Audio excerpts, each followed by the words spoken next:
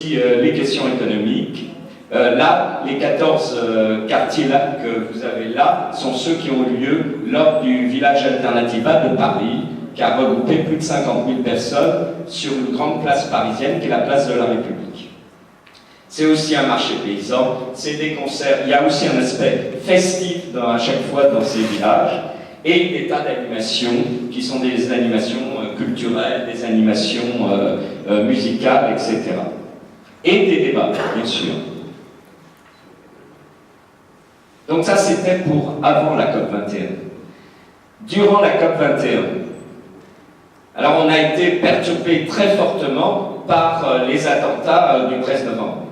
L'objectif, c'était une grande marche de plusieurs centaines de milliers de personnes. Il y a eu un débat au sein de la coalition Climat 21 sur le fait de dire quand est-ce qu'on fait cette grande marche. Le sens de ce débat, c'était de dire, on l'a fait au début de la COP, c'est pour influer sur la discussion de la COP, mais le risque, c'est que si la COP se termine sur un échec, on se retrouve avec la même situation qu'après Copenhague en 2009. On s'est mobilisé, on a fait pression, ils font rien, à quoi ça sert? Donc l'idée était, dans le débat, de dire, il faut aussi manifester à la fin de la COP 21, en disant la COP, ce n'est pas le bout du monde, ce n'est pas là que seront les solutions si les mouvements sociaux ne se mobilisent pas. Et donc il y avait ce débat et on a terminé par un compromis en disant on manifestera avant et on manifestera enfin. Alors bon, les manifestations n'ont pas eu l'ampleur parce qu'on était en état de siège en France, donc avec normalement interdiction de manifester. Nous avons fait les manifestations en France sans autorisation, avec une tolérance. Il y a eu une première manifestation le 29 novembre. Le 29 novembre, c'était le dimanche avant le début de la COP, qui a regroupé 10 000 personnes environ, et qui s'est fait sous la forme d'une chaîne humaine qui allait de la place de la République, enfin un peu plus loin que la place de la République, mais presque à la place de la République, jusqu'à la place de la Nation. Le week-end qui était au milieu de la COP, il y a eu un sommet citoyen qui était organisé par la coalition Climat 21, qui s'est fait sous la forme de... je ne dépasse pas de temps, ça va, qui se fait sous la forme donc de débat essentiellement, et en même temps il y a eu le village mondial des alternatives qui a été organisé par Alternativa. Tout ça s'est fait dans une banlieue parisienne populaire qui est la ville de Montreuil. La semaine suivante, il y avait ce qu'on a appelé la zone d'action climat, qui a eu lieu pendant une semaine, qui était un lieu où il y avait des débats, et où en même temps se préparaient les manifestations de la fin de la COP, qui ont eu lieu donc le 12 décembre, le samedi 12 décembre, avec la manifestation des lignes rouges. Alors ces deux manifestations, les lignes rouges et le champ de Mars, les lignes rouges étaient vers midi, le champ de Mars était l'après-midi, et à chaque fois, elles ont regroupé environ 15 000 personnes.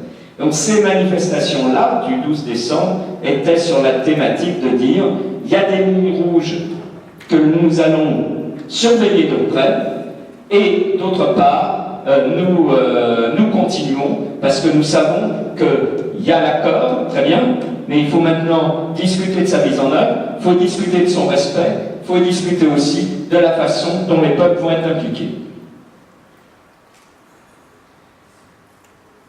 Depuis la COP21, cet élément-là est essentiel pour espérer contenir le réchauffement en dessous de 2 degrés Celsius. On est déjà à 1 degré Celsius, passé 1,1. Il faudrait réduire d'ici 2050 de 70% les émissions de gaz à effet de serre et ne plus en émettre à la fin du XXIe siècle. Cela a des conséquences très concrètes. Ça implique de laisser dans le sol, sur les gisements aujourd'hui connus, un tiers des réserves de pétrole, la moitié du gaz, plus de 80% du charbon. Des gisements qui ont été actuellement reconnus comme existants, ou qui sont en exploitation. Et bien entendu, on peut en chercher de nouveaux.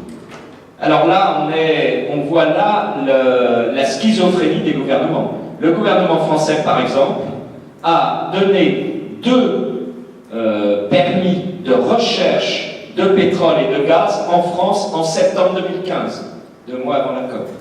Le gouvernement français, toujours, continue à financer des grandes entreprises comme Total, comme Elf, Engie, etc., pour qu'ils fassent de la recherche de pétrole, de gaz, dont de pétrole et de gaz de schiste d'ailleurs, dans des pays autres que la France. Parce qu'en France, actuellement, vu les mobilisations qu'il y a eu, la recherche de pétrole et gaz de schiste est interdite. Mais vous voyez l'enjeu. C'est un enjeu qui est phénoménal. Les entreprises ne vont pas le faire d'elles-mêmes. Hein. Les gouvernements ne font pas pression réellement sur les entreprises pour qu'elles le fassent. Qui peut le faire? Alors il y a eu 2 grandes mobilisations depuis la COP 21. Donc une mobilisation à Pau pour bloquer le sommet du pétrole offshore. C'est les grandes entreprises, les grandes multinationales et les opérateurs offshore qui se réunissaient donc à Pau. Alors Pau, c'est tout près d'un gisement de gaz, qui était le gaz de lac, qui a été exploité en France pendant des années. Et donc Total a une base logistique à Pau importante. Et donc là, 3500, pardon, je confonds, 300 à 500 militants, suivant les moments, ont perturbé très gravement la tenue de ce congrès. Et puis il y a eu la semaine internationale du trou. J'ai fini là. Oui, là j'ai fini, je finis là. Et dans la période du 3 au 15 mai, il y a eu une campagne internationale qui est libérons-nous des ressources fossiles.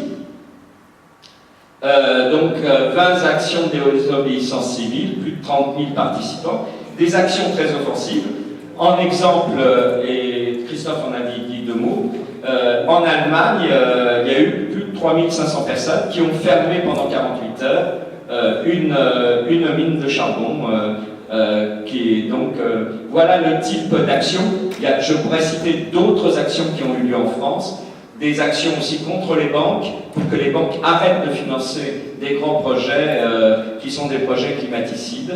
Et c'est donc cette idée, il faut à la fois continuer à faire pression sur les gouvernements, mais il faut développer et montrer qu'il existe des alternatives, et il faut résister et bloquer les grands projets climaticides. Je vous remercie de votre écoute. Merci Monsieur le maire pour cet exposé très intéressant sur ces exemples de